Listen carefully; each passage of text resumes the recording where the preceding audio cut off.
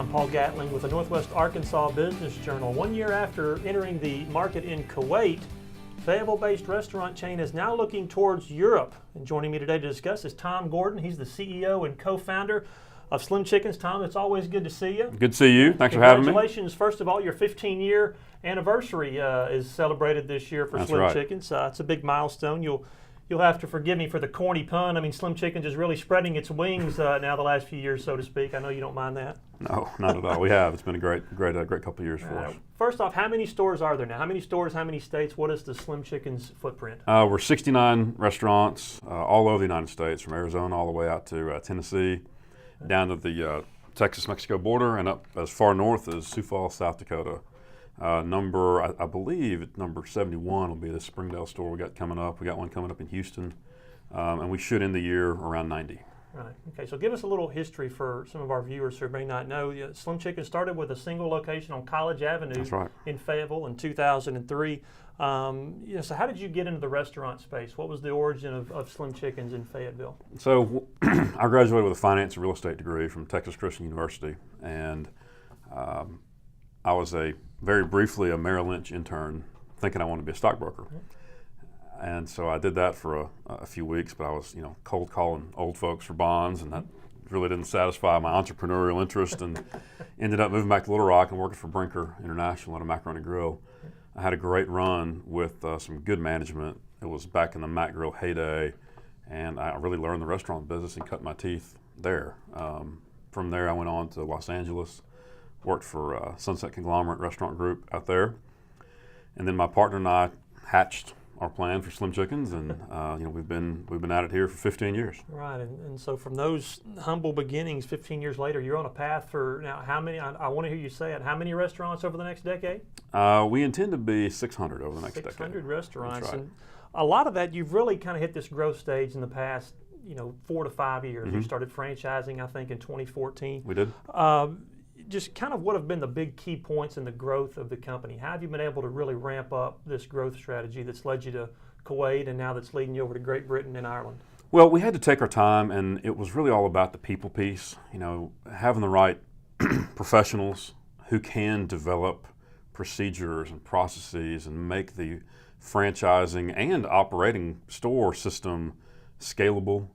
A codified system that really makes each piece of the business do what it's supposed to do. And our structure, and really what allowed us to do that, was hiring some great executive professionals to help us kind of mold the business and the initial idea of Slim Chickens into what it is today. Right, you've really picked up some restaurant industry veterans in the last few years, Sam Rothschild, others at your headquarters. Mm-hmm. And so last spring, about this time a year ago, you opened up your first store in Kuwait. That's Tell right. us about that. How is that store performing, and kind of what's the strategy going forward in that area? It's been a wonderful experience. Our partners over there are a big multinational conglomerate, Algonum Industries, and they are very buttoned up, very professional, good partners of ours. And it was a dream come true. I never thought my first beachfront location would be the Persian Gulf, but that's exactly where we ended up. You can see it from the porch of the restaurant, and it's received well. It's taken a little bit of time to educate the consumer base over there, like who are we, what are we doing, what is this Southern hospitality thing? But it's coming along good, and I think that we're going to try to target a second store opening over there in the next year. All right, and so it must be going well. A month ago, you signed a similar franchise agreement with a different partner in Europe, Great Britain and Ireland. You're going to roll out some stores there. What's the time frame there, and what is your growth strategy for that part of the country? Again, we were very fortunate in connecting with some great partners over there, Beauperrin Restaurant Group, and they came over here. We made a great connection with them. We ran over there and saw them, and their first restaurant will open up March the 16th. Okay. It's Friday. We're going to head over there and be there for press day on the 17th and take some pictures. But we're excited. They have very aggressive growth plans.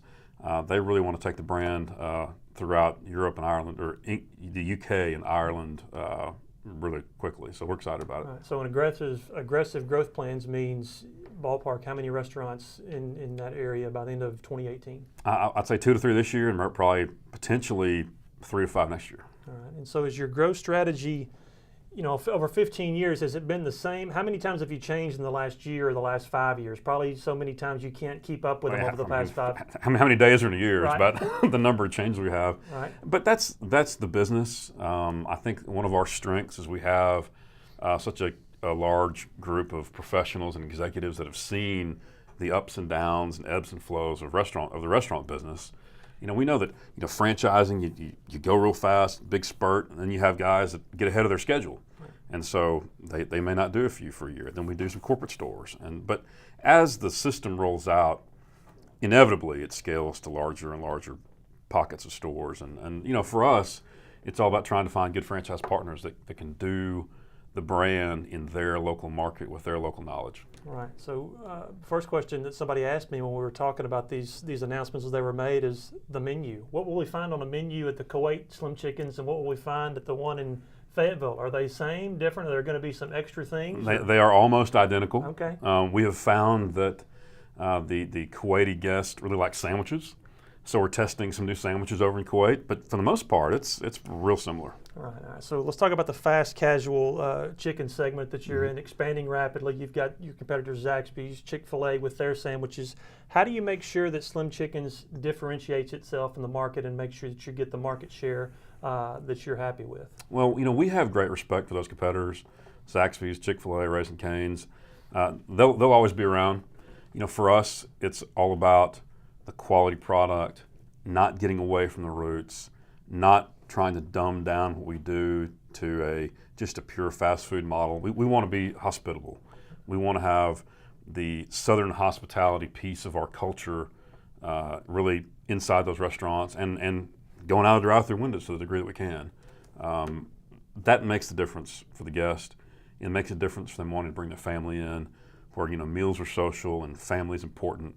And where we want to make sure we are is we deliver that service level, that Southern hospitality, and that quality product they expect.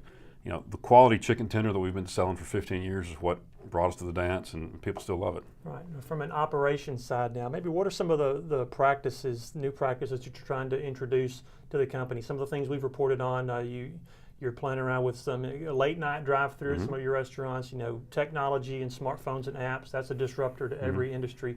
What are some of the things that you're focusing on right now from the operations side? Those two things are late night business has proven to be very effective for us, especially around college markets and markets where there's a hospital or some kind of late night driver.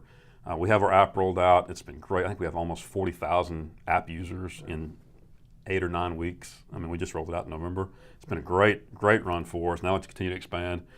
And then also, we're looking at other different day part strategies, a different dessert strategy, midday strategies.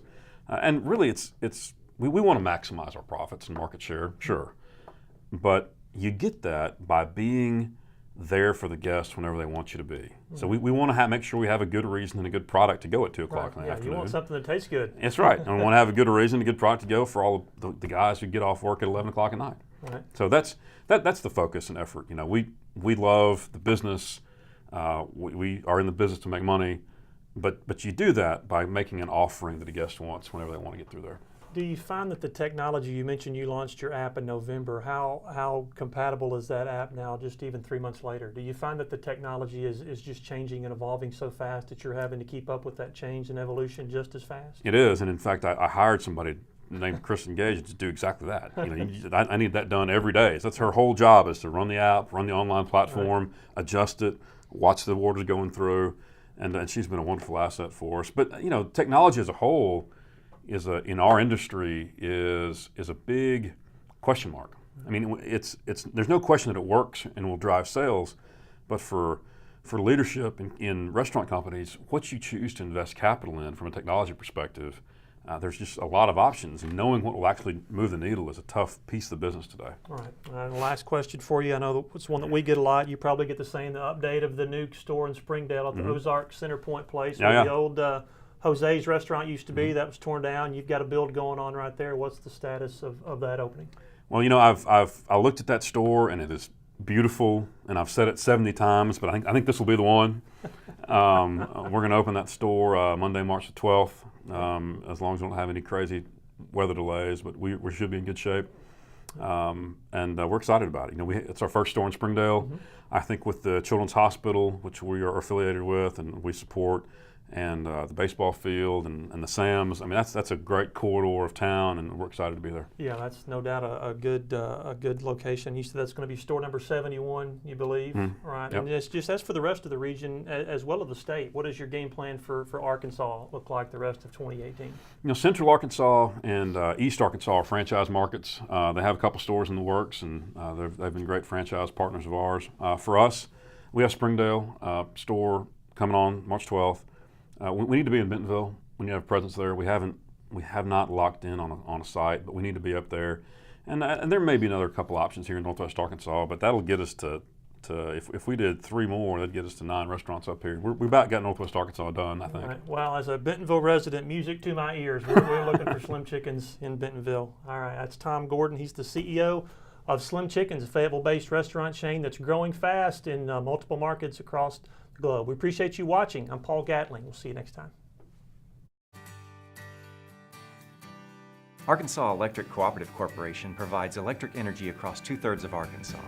This is an exciting time in our energy history, with incredible progress being made in renewable energy and storage technologies. As our energy portfolio continues to diversify, we'll maintain an all-the-above strategy to provide reliable and affordable electricity.